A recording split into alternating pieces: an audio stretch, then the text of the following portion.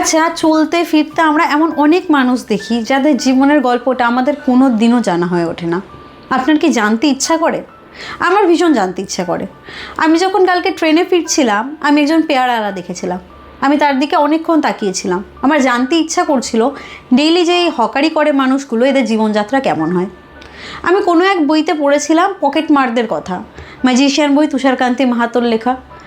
এবং আমার চোখের সামনে বইমেলার ঠিক আগে একটা বইয়ের প্রচ্ছদ আসে, যে বইয়ের প্রচ্ছদ দেখে আমার মনে হয় বইটা কিনতেই হবে। আর বই পড়বো বলে সবসময় চেষ্টা করে নিজেদের দেওয়া রেকমেন্ড লিস্টের সাথে কেনা বইগুলো যেন মিলে যায়। তেমনভাবেই আমি কিনে আনি যে জীবন সার্কাসের সৌম্যদেবের লেখা। এই বইটার এই যে প্রচ্ছদ, সেটা ভীষণভাবে আমাকে আকৃষ্ট করে এবং একই সাথে যে ইলাস্ট্রেশন আপনারা দেখতে পাচ্ছেন সেটাও। আমি যখন বইমেলা থেকে কেনার পর বইগুলো নিয়ে ভিডিও করেছিলাম, ইলাস্ট্রেশনের কথা আলাদাভাবে উল্লেখ করেছিলাম। সার্কাস আমার জীবনে খুব গুরুত্বপূর্ণ একটা ভূমিকা রাখে। তার কারণ আমাদের এখানে বারোদোলের যে মেলা হতো কৃষ্ণনগর রাজবাড়ির মাঠে, সেখানে আমরা ছোটোবেলায় প্রত্যেকবার সার্কাস দেখতে যেতাম।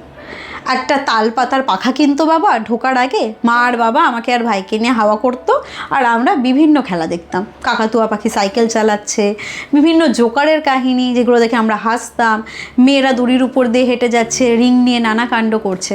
কিন্তু কখনো জানতে চাইনি তাদের পেছনের জীবনটা কেমন হয়।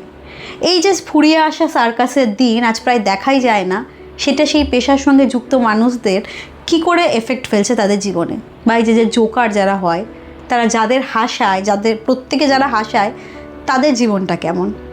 সৌম্যদেবের এই বইটা আপনাকে ঠিক এক্স্যাক্টলি সেটাই জানাবে। এবং এই বইটা সবচেয়ে অ্যামেজিং ব্যাপার, যদি আপনি সূচিপত্রটা দেখেন তাহলে দেখবেন প্রত্যেকটা 2-4 পাতার গল্প।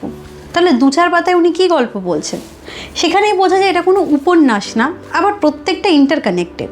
মানে 2-4 পাতায় আপনাকে জীবনের এমন কথা বলে যাবে যে আপনি স্তব্ধ হবেন, আপনি ভাববেন, আপনি ব্যথিত হবেন, আপনি হাসবেন। এটা আমাদের প্রান্তজনের শুধু না, মানুষের কথা বলে। এবং হয়তো সেই মানুষগুলোর কথাই বেশি বলে যেটা যারা সব দিন রয়ে গেল আড়ালে, যাদের জীবনের কষ্টগুলো আমরা কখনো ধরতেই পারলাম না, যাদের দেখে আমরা বিনোদন পেলাম কিন্তু বুঝলাম না কি মারাত্মক দুঃখের দিন তারা কাটাচ্ছে, বা নিয়তি কী করে তাদের প্রতি ভীষণ নিষ্ঠুর হয়েছে।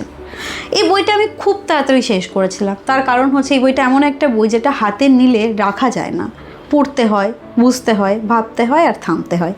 সৌম্যদেব, যিনি নিজে সার্কাসের সঙ্গে যুক্ত ছিলেন, তার জবানিতে যখন আপনি পড়বেন তখন এটা খুব রূপকথার মতো কিছু হবে না, বরঞ্চ অনেক বেশি বাস্তবিক হবে, অনেক বেশি মাটির কাছাকাছি হবে। কারণ যখন আপনি কল্পনাতে কিছু লেখেন তাতে বাস্তব কম থাকে, আর যখন আপনি বাস্তব দেখে লেখেন তাতে কল্পনা অনেক কম থাকে। এই বইটা সেখানেই আলাদাভাবে হিট করে। এবং এই বইটা থেকে আমি প্রচ্ছদ দেখে ভেবেছিলাম যে সার্কাস নিয়ে আমি প্রচুর কিছু জানতে পারবো। সেই ভুল ধারণা বইটা পড়ে ভেঙেছে।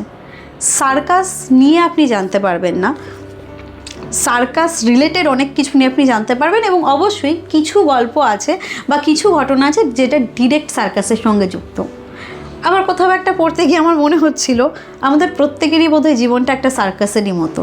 হাসি কান্না, উত্থান পতন আমরা দেখাচ্ছি এক পেছনে এক। আমরা হয়তো একটা মুখোশ পরে রয়েছি যেটা একটা হাসি, এবং একটা মিথ্যা কথা প্রত্যেক দিন বলে চলেছি, ভালো আছি। তার পেছনে অনেক না বলা গল্প থাকে যেগুলোতে আমরা ভালো নেই। তো আমাদের জীবনটাও কোথাও একটা সার্কাসে, আমরাও এখানে বিভিন্ন পারফর্ম করছি। হয়তো একটা আড্ডায় আমরা ভীষণ হাসাচ্ছি এবং ঘরে এসে চোখের জল ফেলছি। হয়তো অনেক না পাওয়া নিয়ে বেঁচে থাকছি, আমরা অনেক ছোট পাওয়াতে খুশি হয়ে যাচ্ছি। এই বইগুলো আমাকে সামাজিক ঘটনার বই আমাকে আলাদাভাবে হিট করে, আপনারা জানেন সেটা, যারা অনেক দিন ধরে বই পড়বো বলে সঙ্গে যুক্ত। সার্কাস নিয়ে বাংলায় এর আগে একটাই বই আছে, যে বইটা আমার পড়া হয়নি। তো আমার পড়া বাঙালির সার্কাস জীবনে এটা প্রথম বই, এবং I will highly recommend you. আমার একটু যেটা বললাম ডিসঅ্যাপয়েন্টের জায়গা, সেটা হচ্ছে ওই যে আমি ভেবেছিলাম আরও বেশি সার্কাস নিয়ে জানবো, কিন্তু সেটার জন্য কখনোই আমি এই বইটা পড়ে আফসোস করেছি এটা না। আমার বইটা পড়ে খুব ভালো লেগেছে এবং আমার মনে হয়েছে যে এত সরল প্রাঞ্জল ভাষায় লেখা এবং এমন একটা দিক নিয়ে লেখা যেটা আমি জানতে পারিনি এর আগে, সেই জন্য আমার বইটা দারুণ লেগেছে। আমি হাইলি রেকমেন্ড করবো, কিনে ফেলুন। বইটার 375 টাকা মুদ্রিত মূল্য, খোয়াবনামা থেকে প্রকাশিত হয়। আর প্রচ্ছদ, ইলাস্ট্রেশন ইটস জাস্ট ওয়াও। আর যেভাবে ছোট ছোট করে গল্প এগিয়েছে সেটাও খুব সুন্দর। আমার ভিডিও আজকে এখানেই শেষ হচ্ছে। দেখা হবে পরের দিন পরের কোনো ভিডিওতে। আর ততক্ষণ ভালো থাকবেন, বই পড়বেন।